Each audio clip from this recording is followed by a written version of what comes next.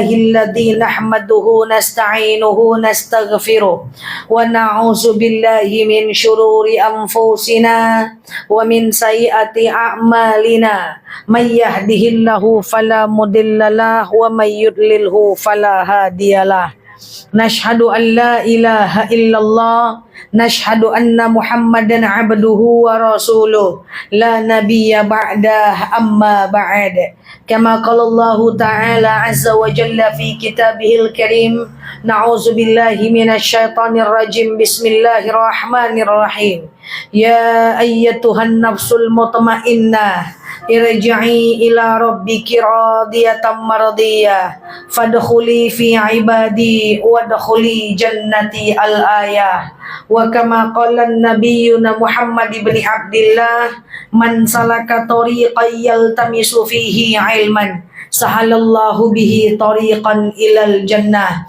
Al-hadis sadaqallahul azim. Ibu-ibu yang saya sayangi karena Allah, sebelum kita mulai kajian kita berdoa kepada Allah, semoga siapapun kita yang hadir dalam majelis ini, insyaallah Allah sehatkan badan kita, Allah kuatkan jasad kita, Allah tambah roh keimanan kita, Allah luaskan rezeki kita, Allah angkat segala masalah kita, Allah jauhkan kita dari orang-orang zalim, Allah matikan kita dalam keadaan husnul khatimah, amin Allahumma amin. Ibu-ibu semua sehat? Alhamdulillah. Azan asar jam 15.47 menit ya. Oke, masih lama. Oke, kita bahas ibu-ibu yang saya sayangi karena Allah. Kita akan membahas apa yang selalu kita bahas, yaitu kita membedakan diri ya. Kita membedakan apa bedanya musibah, ujian, cobaan, dan bala. Pernah dengar kata-kata musibah? Pernah dengar kata-kata ujian? Pernah dengar kata-kata cobaan? Pernah dengar kata-kata bala? Bedanya apa? Lupa. Baik, kita harus tahu beda keempat kalimat ini supaya kita tujuannya bisa mengukur diri kita. Kalau ada sesuatu buruk terjadi pada diri kita, kita harus tahu apakah ini cobaan bagi kita, ujian bagi kita, bala bagi kita, atau musibah bagi kita, supaya nanti ada jalan keluarnya. Ya, kita akan bahas ini semaksimal mungkin. Ibu-ibu lupakan dulu jemuran, kita selesaikan dalam waktu beberapa menit ke depan. Cocok? Yang pertama, ada yang namanya musibah. Apa namanya? Musibah itu biasanya turun kepada orang-orang yang bermaksiat, orang-orang yang jahat, orang-orang yang tidak taat. Dan biasanya musibah ini tak tertahankan oleh orang-orang yang berbuat maksiat. Ibu-ibu yang saya sayangi karena Allah, saya sering sampaikan tentang istidraj. Apa namanya? Istidraj. Apa namanya? Istidraj itu adalah orang yang dia selalu banyak sekali. Orang istidraj itu adalah orang yang banyak nikmat. Dia banyak nikmat yang Allah berikan kepada dia, tapi dia tidak taat. Apa kata Allah? Kau tak solat, ini nikmat. Kau tak puasa, ini nikmat. Kau tak zakat, ini nikmat. Kau makan riba, ini nikmat. Kau buka aurat, ini nikmat. Allah berikan nikmat kepada orang yang maksiat.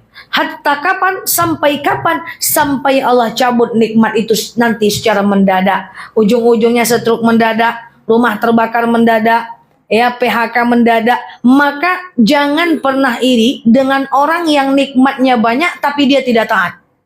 Itu orang sedang istidraj. Istidraj itu adalah Allah berikan nikmat kepadanya walaupun dia maksiat.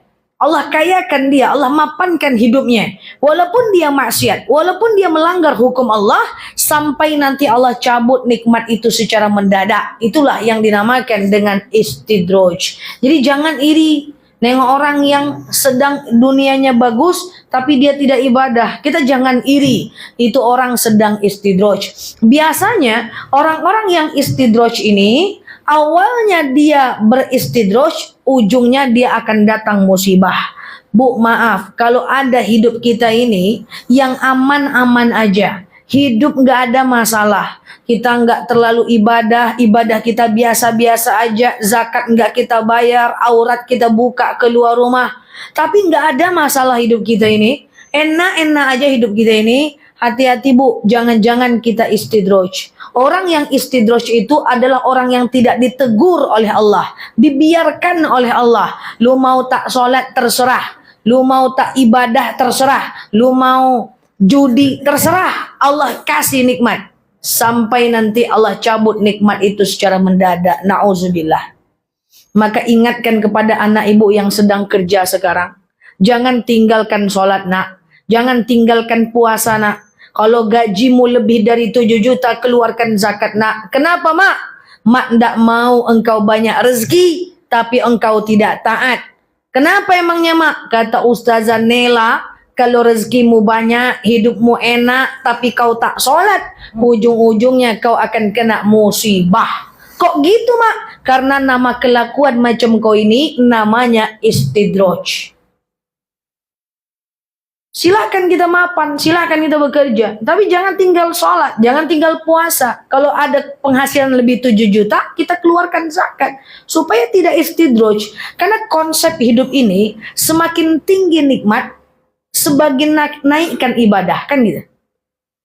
Semakin tinggi nikmat, kemudian naikkan ibadah. Semakin tinggi nikmat, naikkan ibadah.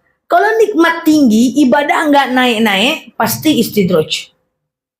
Makanya kenapa Pak Ustadz udah capek-capek bilang ya, jangan tinggalkan sholat, jangan tinggalkan sholat, puasa, ganti puasa,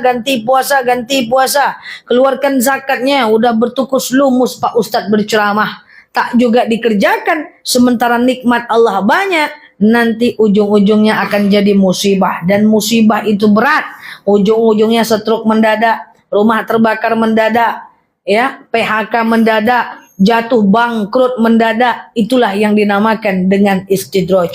Betapa banyak orang yang memakan riba, ujung-ujungnya jatuh bertukus lumus, susah hidupnya, dan kalau tidak bertaubat dia tidak akan kembali lagi. Maka ibu-ibu yang saya sayangi karena Allah, simple aja. Kalau kita merasa hidup kita aman-aman aja, tetapi kita tak taat, tidak ada masalah. Tapi kita tak taat, tidak ada masalah. Tapi kita nggak baca Quran, hati-hati, saya takutnya kita sedang istidroj. Jadi masalah dalam hidup itu bagus. Kalau tidak ada masalah itu susah. Saya kalau hidup saya aman-aman aja 3 bulan saya ragu itu.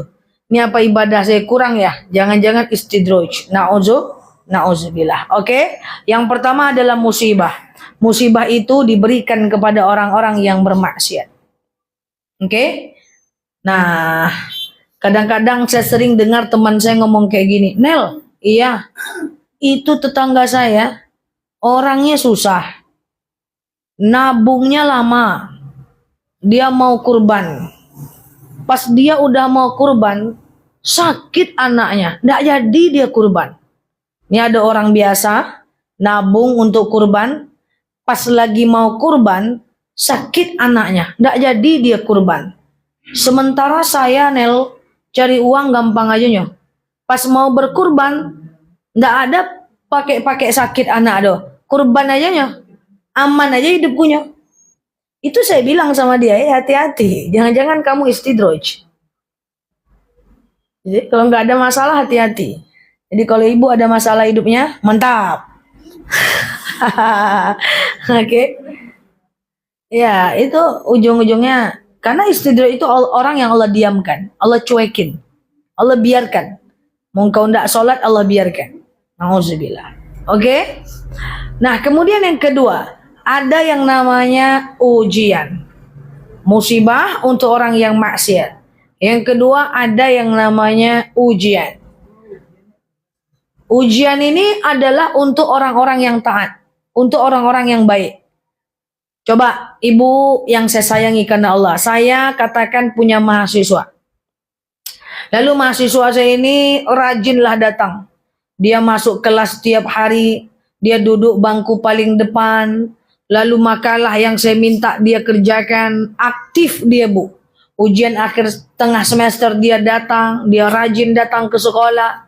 Tahu-tahu waktu ujian akhir semester cuman 45 menit waktunya, sakit mah dia, tak datang dia ujian. Padahal dia orang pintar, dia duduk paling depan, kerja kelompok aktif tampil ke depan, makalah dikerjakan, ujian tengah semester dikerjakan.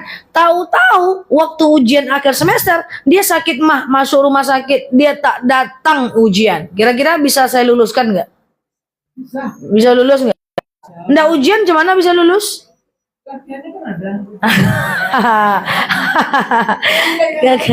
Kalau nggak ujian nggak bisa lulus. Maka dia bisa lulus kalau dia ikut ujian susulan. Tapi kan tetap ujian. Paham nih? Bayangkan Bu, satu semester dia rajin Bu. Jadi tak ada nilai itu. Tak ada nilai ujian. Tak ada nilai ujian, nilainya. Tidak pengaruh nilainya dengan proses dari bulan pertama sampai bulan ke-6 ke depan itu kan ada proses. Iya, jadi kan ada namanya dalam perguruan tinggi itu berapa persen nilai ujian akhir semester, berapa persen nilai ujian tengah semester, berapa persen ujian tugas harian. Karena yang paling tinggi itu nilai ujian akhir semester. Kalau dia nggak ujian, maka secara rata-rata dong. Maka dia harus ujian. Jadi maksudnya apa? Setaat apapun ibu, serajin apapun ibu sholat, kan gitu tuh. Serajin apapun ibu baca Quran, semantap apapun ibu sholat malam, kalau nggak diuji, nggak naik kelas. Nah itu dia. Itu ibaratnya. Paham nih maksudnya nih? Nah coba kita balik tadi ke saya. Saya mengajarkan sebuah ilmu kepada mahasiswa saya. Mulai dari tugas harian, tugas mingguan, tugas bulanan, ada makalah, saya mengisi ceramah, kemudian dia menjawab soal, lalu kemudian saya selalu memberikan materi-materi ke mahasiswa saya. Lalu nanti waktu ujian akhir semester, coba jawab, kira-kira saya ngasih soal untuk mahasiswa saya ini, yang sudah saya ajarkan soalnya, atau soal lain yang belum saya ajarkan? Soal lain. Ujian. Apakah materi ujian ini saya berikan yang sudah pernah saya ajarkan atau yang belum pernah saya ajarkan? Pasti yang sudah pernah saya ajarkan. Yang saya bisa ukur nih mahasiswa saya bisa menjawabnya, betul? Allah ngasih ibu ujian gitu juga. Allah ngasih kita ujian, itu sudah Allah ukur yang sesuai dengan kemampuan kita. Paham maksud saya nih? Nah, jadi kalau musibah itu untuk orang yang maksiat biasanya tidak terukur, berat dia. Tapi kalau ujian itu biasanya terukur, memberikan kita ujian yang kita mampu mengerjakannya dengan baik. Makanya ada dalil yang sering dibilang oleh Pak Ustadz, apa? La yukallifullah nafsan illa wus'aha. Allah takkan bebankan kita, melainkan kita mampu memikulnya. Apa tujuan ujian datang? Ada macam-macam. Saya jelaskan. Saya ulang sebentar sebelum saya lanjutkan. Jadi ujian itu adalah Allah berikan kepada orang yang beriman dengan tujuan supaya orang itu semakin lebih beriman lagi. Sama dengan saya berikan ujian kepada mahasiswa saya supaya dia naik kelas lagi. Dan kalau dia sudah naik kelas, maka dia menjadi kakak kelas. Kan begitu? Kalau dia nggak lulus, dikasih ujian lagi nggak? Dikasih remedial, dikasih ujian terus sampai lulus. Maka saya ingatkan kepada kita semua, apa ujian yang Allah berikan kepada kita, luluskan Bu. Kalau enggak, itu lagi ujiannya nanti. Saya ambil sebuah contoh. Misalnya kita nih hidup kan banyak problem. Kita udah ustazah, saya udah taat, saya udah rajin ke masjid, saya udah majelis taklim, saya udah ibadah. Tapi suami saya tak solat. Saya ingatkan dia, bang solatlah bang. Bang solatlah bang. Bang solatlah bang. Iya dek, solatlah bang. Ribut aja dek, pergilah ke situ, solat dia sendiri. Sakit hati kita, ujungnya terlawan sama kita. Terserah kau lah bang, masuk neraka terserah mula bang. Berarti suami ini kan ujian bagi kita. Maka jangan sampai terpancing emosi kita. Kalau terpancing emosi kita, maka kita tak lulus ujian. Maka mengingatkan suami yang tak sholat, tidak boleh menyakiti. Hanya boleh mengingatkan tanpa menyakiti. Nah itu apalagi seperti itu.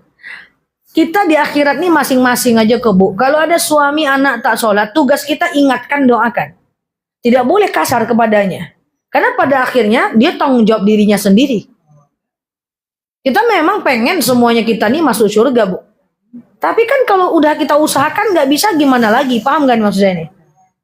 Misalnya kita diuji oleh orang luar. Orang yang suka zolim sama kita. Orang suka fitnah kita. Orang suka gosipkan kita. Padahal kita nggak ngapa-ngapain. Kita baik-baik aja. Kita berbuat baik sama orang lalu dibalas dengan kejahatan. Kita berbuat baik dibalas dengan pengkhianatan. Kita udah baik-baik di masyarakat, tetap aja kita difitnah. Itu kan ujian. Harus lulus. Lulusnya gimana? Ibu harus bisa tahan dengan itu semua. Jangan difikirkan, lakukan ibadah seperti biasa. Selagi ibu masih fikirkan, masih pusingkan, maka ujian ibu nggak bakal lulus. Ada masalah yang sama, ibu bakal pusing lagi. Maka di usia ibu yang sudah 50, 60-an, nggak usah banyak-banyak fikir lagi Bu. Sekarang nih gimana caranya kita bisa masuk surga? Kalau suami tak mau sholat, anak tak mau sholat, ya, kemudian tetangga bikin sakit hati, kawan-kawan bikin kita kesal, nggak usah difikirkan. Sekarang gimana ceritanya kita kumpulkan ilmu, kita masuk surga. Karena yang lain itu cuman ujian yang Allah berikan kepada kita. Jadi ujian itu kalau kita baik, hidup kita tetap tidak baik, itu ujian. Ustazah saya udah rajin ke masjid, udah taat, udah sholat, anak saya melawan juga, itu ujian. Paham kan nih maksudnya nih? Ya ustazah, kata ustazah kalau kita sedekah nanti kan kita dapat rezeki banyak. Saya sedekah di masjid, keluar dari masjid hilang motor saya ustazah.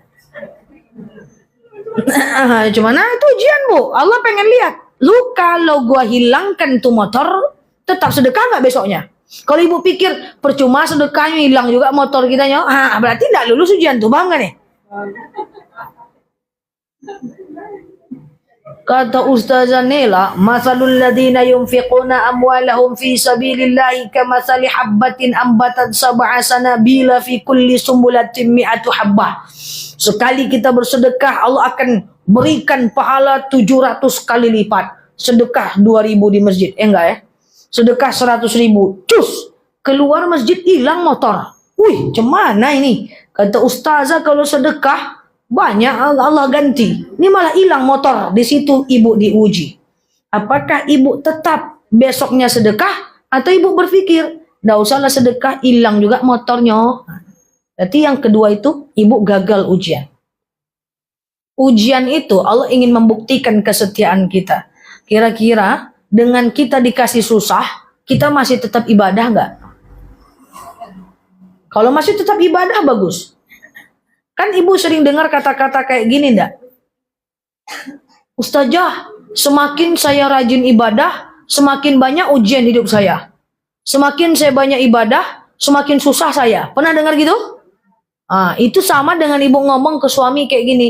Bang, sejak dekat dengan abang, susah hidup saya. Sama dengan itu. Apa rasanya Allah digitukan coba?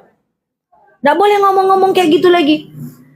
Ustazah, kata Ustazah sholat 5 waktu, puasa. Semakin saya taat, semakin saya hijrah, semakin banyak ujian hidup saya. Nggak usah ngomong-ngomong gitu. Sama dengan ibu ngomong ke temannya, besti, sejak dekat dengan engkau, pusing aku. Sama dengan itu. Kadang-kadang saat kita ibadah, kita puasa, kita taat, Allah kasih kita ujian, Allah sakitkan anak kita, Allah susahkan keuangan kita. Allah tuh pengen lihat saat aku susahkan, kamu tetap ibadah nggak? Nah kalau kita susah, kita lagi rezeki kurang, badan sakit, tumit sakit, kaki sakit, kita tetap ibadah, apapun yang terjadi berarti kita lulus ujian. Allah tuh pengen menguji kesetiaan kita. Maka saya berpesan kepada kita semua, ibadah itu bukan tergantung nasib kita. Ustazah, nasib saya lagi susah, hutang saya banyak, apa yang harus saya lakukan? Sholat duha, kata saya. Dibawanya sholat duha 4 bulan. Rupanya hutangnya tidak terbayar-bayar. Kenapa ibu Ustazah? Saya udah sholat duha 4 bulan, hutang tidak bayar-bayar Ustazah. Sholat subuh, iya enggak? Enggak Ustazah, duha aja. Mana bisa? Jadi keutamaan itu semua adalah kalau kita dekat dengan Allah. Jadi ibadah itu bukan karena kita sesuai kebutuhan kita, tapi ibadah itu adalah tetap dekat sama Allah apapun kondisi kita. Mau kita susah, senang, tetap sholat. Mau sakit kaki, sakit lutut, tetap sholat. Dengan sakit kita semakin sholat, semakin sakit tetap kita sholat. Ada orang makin sholat makin sakit. Ya, dia sakit kaki makin sholat makin sakit. Ujung-ujungnya dia cuma bisa sholat dalam keadaan baring. Apapun kondisi kita, yang wajib tetap wajib. Nutup aurat wajib, puasa Ramadan wajib, zakat wajib, sholat wajib. Mau susah atau senang wajib. Nggak bisa saat susah aja kita dekat sama Allah. Berarti kita nggak setia. Kadang-kadang Allah kasih kita ujian. Tujuannya apa? Supaya kita bentang sejadah di tengah malam kita kembali kepada Allah. Masalahnya manusia nih, kalau lagi susah dia bentang sejadah tengah malam. Nanti baik lagi hidupnya, hilang sejadahnya lagi. Na'udzubillah. Kan? Lagi susah hidupnya, lari anaknya, lari suaminya, dia baca Quran tiap hari. Nanti datang anaknya, datang suaminya, mana letak Quran? Tak tahu aku di mana letaknya. Coba. Jadi saya berpesan kepada kita semua, khususnya diri saya. Ibu-ibu, apapun nasib kita, tetaplah dekati Allah. Ketika kita mendekati Allah, sudah pasti ada ujian. Nggak bisa ibu lari. Allah itu pasti ingin menilai kita. Ketika Allah susahkan kita masih tetap ibadah nggak? Ibu aja dengan suami suka menguji dulu kan, sebelum jadi suami kan, suka diuji. Abang ini setia nggak sama aku ya? Setia nggak sama aku ya? Kalau aku tak penuhi keinginannya, setia nggak ya? Kan kayak gitu. Jadi tetaplah ibadah apapun yang terjadi. Karena kalau tidak, jadinya istidraj. Oke, paham ya? Jadi saya kalau ada problem, saya selalu bilang sama Allah, ya Allah, Engkau pengen lihat betapa setianya saya, apapun yang terjadi kita tetap ibadah. Nanti masalah selesai sendiri karena Allah. Insya Allah. Oke? Nah, yang pertama adalah musibah. Itu turun kepada orang yang maksiat. Kedua adalah ujian. Turun kepada orang-orang yang taat. Jadi, Ustazah bisa nggak kita nih rajin ibadah tapi nggak ada masalah? Nggak bisa. Susah. Cuman bedanya, bisa nggak kita ini banyak ibadah tapi merasa nggak ada masalah? Itu bisa. Karena orang beriman dia mengecilkan masalah. Jadi dia lebih tenang hidupnya. Walaupun masalahnya ada. Sampai nanti orang beriman ini akan dibilang oleh orang lain, kalau aku jadi engkau tak tahan aku. Karena kita beriman kita tahan. Oke? Yang ketiga ada yang namanya cobaan. Musibah itu biasanya lama.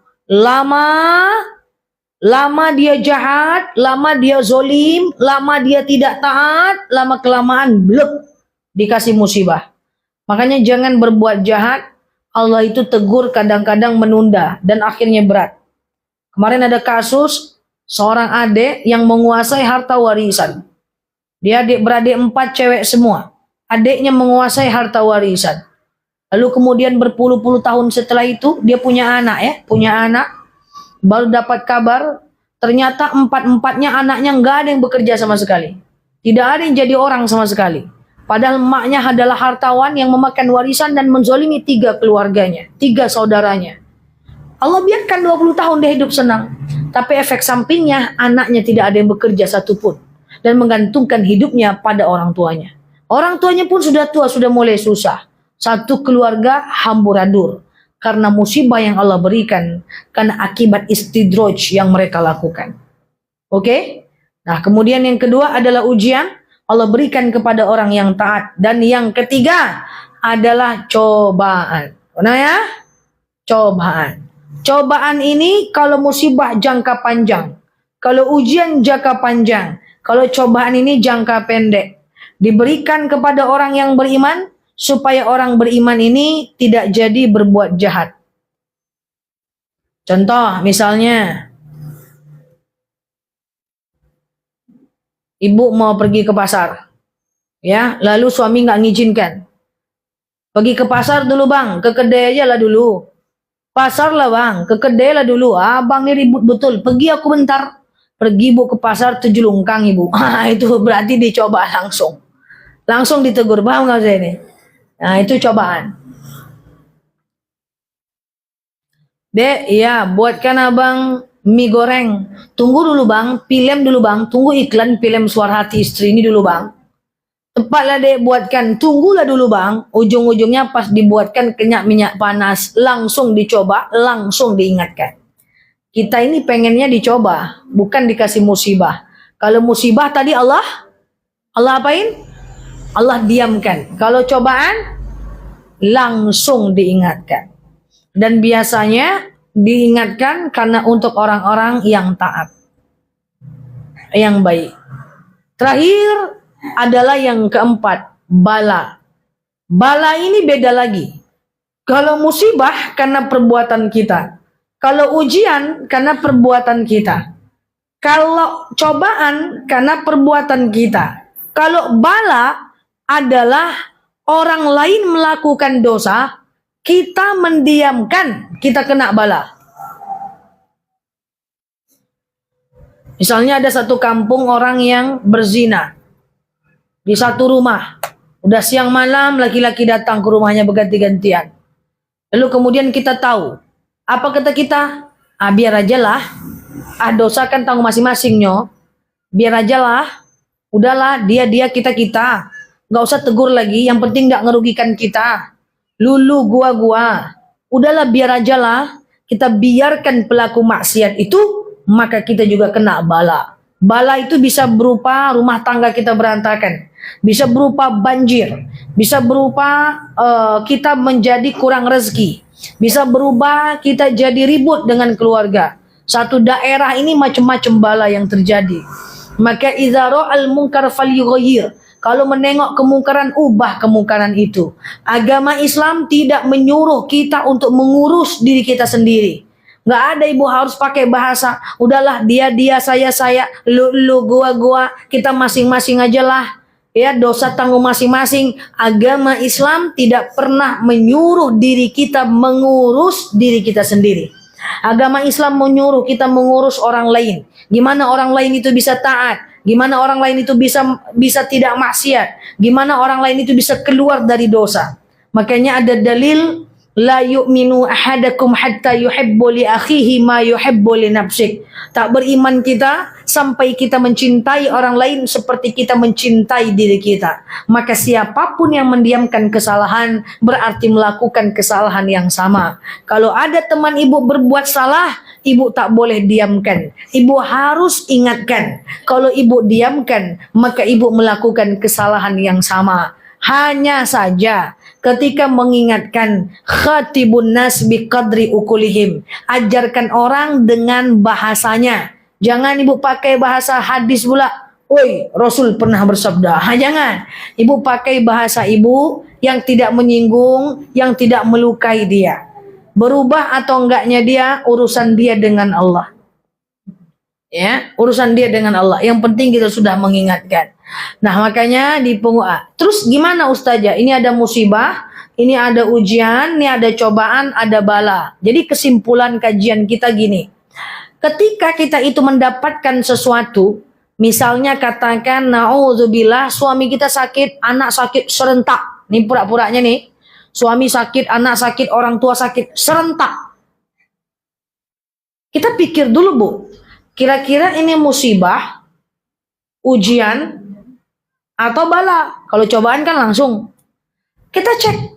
Kalau kita ini tidak sholat, kita ini tidak puasa, kita ini nggak bayar zakat, kita ini nggak pernah ke majelis talim, aurat kita buka-buka, kerja kita ngomongin orang terus, kerja kita nyakitin orang terus, kerja kita ini menzolimi orang terus, itu musibah.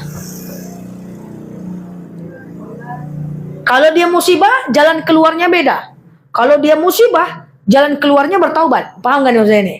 Maka harus lakukan sholat, puasa, ya, kemudian keluarkan zakat, kurangi nyakitin hati orang, jangan zolimin orang. Harus hijrah. Oke? Nah, sekarang yang kedua. Tadi anak sakit, orang tua sakit, bapak sakit gitu ya. Kita nih udah taat. Kita udah rajin sholat, rajin baca Quran, rajin ke masjid, rajin ibadah. Tahu-tahu hidup kita susah juga. Anak sakit, suami sakit, orang tua sakit. Blek, berarti itu ujian. Kalau dia ujian, bagus. Biasanya kalau dia ujian, ibu tidak perlu melakukan apapun. Ya, ibu hanya tetap melakukan ibadah sampai masalah ibu kembali normal. Sampai nanti suami akan sembuh sendiri dengan kita rawat, orang tua akan sembuh sendiri dengan kita rawat, anak akan sembuh dengan kita rawat. Dan ketika kita sudah bisa melewati ujian itu, nanti kita naik kelas. Efek sampingnya apa? Efek sampingnya nanti suatu ketika, ibu kan udah naik kelas tuh, udah kakak kelas. Nanti kalau ada orang yang curhat sama ibu, "Ndek, pusing kepala nih, anak saya sakit." Nah, ibu udah bisa ngomong, "Masih mending kamu cuma anakmu yang sakit. Aku pernah yang sakit, suamiku, anakku, mertuaku, semua sakit. Alhamdulillah aman-aman aja. Udah, pokoknya kamu tenang aja." Bisa nasihatin orang kan? Kenapa? Karena udah naik ke kelas. Paham nih? Rajin sholat, rajin puasa, rajin zakat, baik-baik, ngomongnya baik-baik, nggak ada kasar-kasar, difitnah orang juga. Kalau difitnah orang juga, kemudian dizolimin orang juga, tenang aja, tetap ibadah. Itu aja jalannya. Sampai kita sabar. Kan kalau kita udah sabar, ketika difitnah orang, dihina orang, digosipin orang, kita naik kelas tuh. Nanti kita naik kelas, suatu ketika akan ada orang yang cerita sama kita, dia adik kelasnya kita. Bu, saya ini dizolimin orang, difitnah orang. Alah bu, masalah kecil itu. Saya juga kemarin kayak gitu, aman aja kok semuanya. Kalau kita diam semuanya aman. Sudah bisa menasehati. Kenapa? Karena sudah kakak ke kelas. Makanya ujian tuh harus lulus supaya jadi kakak kelas. Iya, ujiannya lulus biar jadi kakak kelas. Selama ibu masih mengeluh, baru diuji sedikit ngeluh, diuji sedikit ngeluh. Itu aja nanti masalah hidup kita. Harus lulus. Orang-orang yang sudah lulus dengan ujian rumah tangga, dia lebih kuat. Nanti ada orang yang curhat sama dia. Oh, rumah tanggaku lebih parah, tapi aku bisa melewatinya. Udah kakak kelas. Tapi kalau baru difitnah, digosipin sikit, ibu nangis, tak tidur 3 hari, 3 malam, tak makan. Nah, tak naik kelas, remedial terus. Nanti ada orang curhat, aku digosipin, aku juga loh. Hanya sama-sama adik kelas, udahlah. Oke? Nah, itu jalan keluar. Kalau musibah, jalan keluarnya hijrah. Ya kan? Pindah. Sholatlah, puasalah, taatlah. Allah itu kalau mau menjatuhkan kita gampang, bulak sedikit, balik, selesai sudah. Kemudian yang kedua, cara biar keluar dari ujian adalah tetap ibadah. Nanti dia selesai sendiri itu masalahnya. Karena masalah kalau ujian itu ringan aja biasanya. Yang ketiga, cobaan. Cobaan itu Allah berikan kepada kita untuk mengingatkan kita. Tinggal balik aja. Bang, maaf ya bang. Tadi dia marah-marah sama bang. Ujung-ujungnya aku tujuh ungkang bang. Kan gitu ya. Tinggal minta maaf aja. Dan kalau yang terakhir, dia adalah bala. Ibu jangan pernah diamkan kesalahan. Tapi mendiamkan kesalahan, ibu kena bala. Caranya gimana? Bisa ibu langsung sampaikan ke orangnya. Bisa ibu melalui Pak RT, bisa melalui temannya, tapi jangan menggosipkan dia. Ini kita kadang-kadang ada kawan kita salah, kita tidak mengingatkannya, malah menggosipkannya. Tengoklah tua, tengok tua, tengok tua, tengok tua. Bayangkan jahatnya kita, gimana bala itu nggak datang, udah pantas kita dapat bala. Kalau orang salah, malah kita gosipin, bukan kita ingatkan, apalagi kita temani. Maka saya sering bilang kepada jemaah, kalau ada teman kita salah, saudara kita salah, tidak bisa kita mengingatkannya, tidak bisa kita menematinya, minimal jangan bikin susah hidupnya dengan ghibah kita. Ini udahlah orang salah, tapi malah ditekan pula. Wajar orang yang menekan itu hidupnya bakal susah. Karena in ahsantum li anfusikum wa in asatum falaha. Ya, ketika kita berbuat baik kembali kepada kita, berbuat jahat kembali kepada kita. Demikian. Semoga hanya kita yang bisa mengukur diri kita. Apakah itu musibah, ujian, cobaan, bala. Jangan diukur diri orang, itulah musibah tuh. Jangan ya. Oke, diri kita saja. Allahu a'lam bishawab ala hazihi niyah. Al-Fatihah.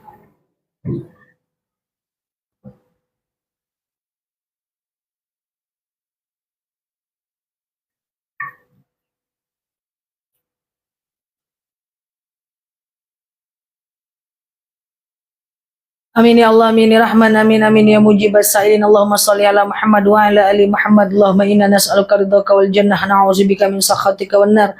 Allahumma inna nas'aluka salamatan fi dinina, afiyatan fi jasadina, ziyadatan fi ilmina, barakatan fi rizqina, taubatan qabla al-maut, rahmatan indal maut, maghfiratan ba'dal maut. Allahumma hawwin alaina fi sakaratil maut, najatan minan nari wal afwa indal hisab. Allahumma antas salam minkas salam wa ilaika ya'udus salam, fahayyina rabbana bis salam wa dakhalnal jannata daras